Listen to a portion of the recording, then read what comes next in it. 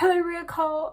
I have autism and I still write like a million words a day, so we can't let autism speaks win. And these are my life hacks on how I have hacked the system and can still write a million words. This is helpful for anyone who's neurodivergent. For example, if you have ADHD and you're like, bitch, I did not come here for this, still might be some helpful tips. So you're welcome. Be blessed. Don't let autism speaks win. World domination. I am autism. I'm visible in your children. First advice would be to incorporate special interests or something you're hyperfixated in your actual writing. For example, I've recently become very obsessed with bees, so then in order to keep myself carrying on writing, I literally just made one of the characters, Juhi, have water bees who follow her around. So I'm like, oh my gosh, and then I could do a bunch of research about bees and then create the fantasy bees, and then I'm like, oh my god, I'm now really interested because of the bees. Also, ever since I've been like a fetus, I've been really obsessed with like gemstones, minerals, rocks, etc. So in my writing, if I'm like, oh my god, what the hell, I can't be asked to write, I will literally just incorporate either that into just the description or the actual setting itself, so that way I'm still interested. So literally anything you have a special interest in or you're just rizzed by, put that in, so that way you're just more likely to carry on writing anyways. In my book, the royalty people live in something called the Lal Mahal, which is literally made out of a giant ruby, and then a lot of the other settings are like gemstone mineral inspired type settings.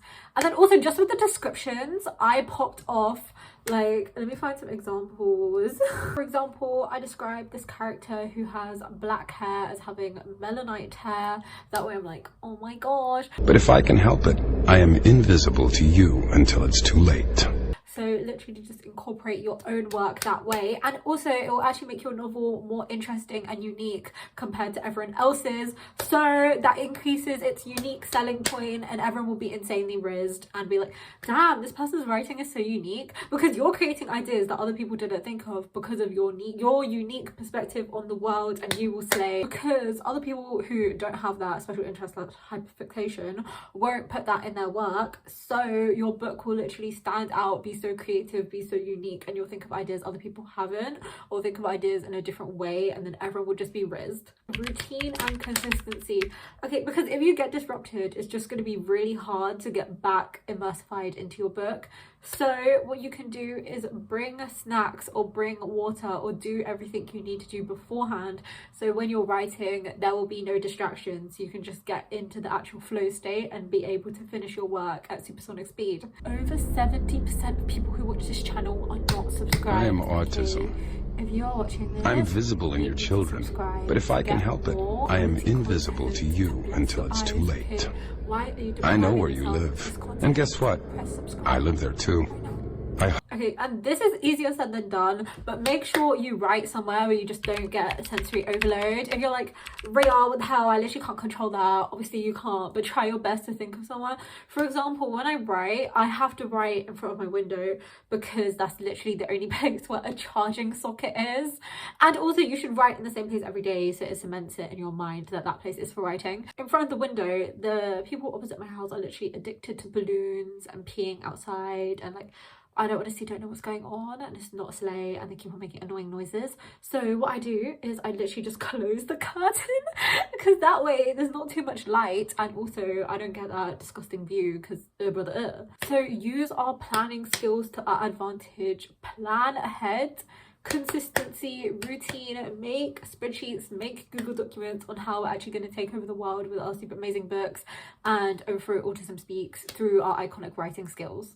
Because that way you can literally schedule your writing, or like write at the same time for the same amount of hours every single day. Consistency, oh my gosh, you finished your book, oh my gosh, it's super amazing, oh my gosh, it's blown up, oh my gosh, you have so much clout. Then back to the sensory overload. In order to fight the balloonies, which is basically what I call the people opposite my house who's addicted to balloons, and they keep on making, or just people like this bitch in front of my house was literally trying to renovate her whole fence, and I was like, I can't deal with this, shut up. So blast pink noise, which is specifically helpful if you have ASD, so literally just try pink noise. And then also just kind of keep in your head, yeah, this is obviously eventually going to happen anyways, and there's nothing you can do to stop that.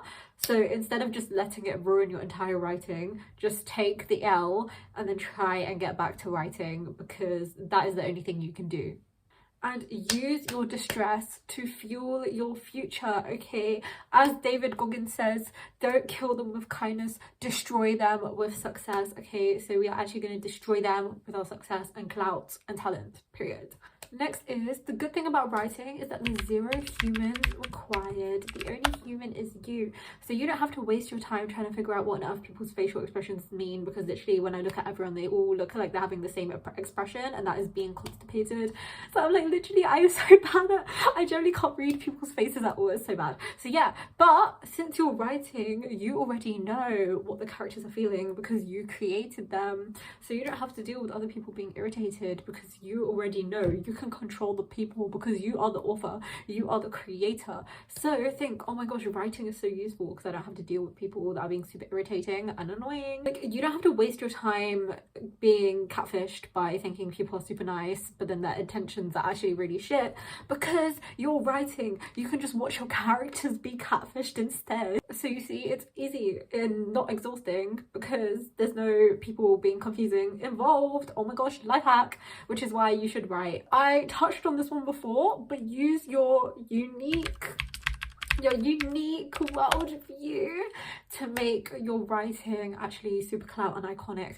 For example, if you literally notice a million details that other people won't notice, well, having really random specific details in your writing will increase the immersion of the reader, okay? Like, literally, this is what they teach you. They are like, when you're writing, you need to involve specific details so the reader is immersed, and you naturally do that anyways because we just naturally see the details. Just use your skills and write super cool details in your work, and they'll actually make your work amazing and make the reader feel like they are inside your book.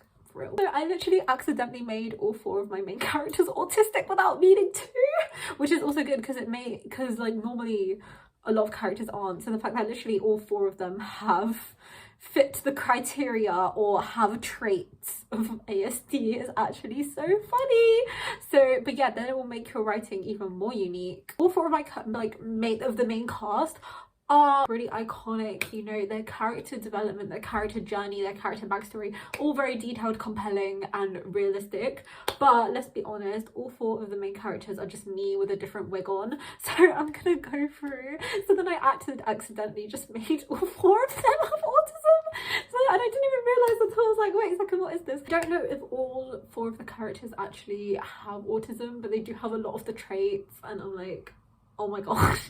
Also, my advice would be to outline, okay? Because if you're writing and there's no outline, I will literally just go on a tangent and hyperfixate on one part, and then I'll have no idea where else I'm going. Whereas outlines just keep everything organized. So I would highly recommend, because that way it's already organized, you already know what you're going to be doing. So that way I won't just waste my time researching the million types of plants, because is that related to the outline? No. Is that related to the schedule? No. Anyways, thank you so much for watching. Please subscribe to join the theriacult. Okay, bye.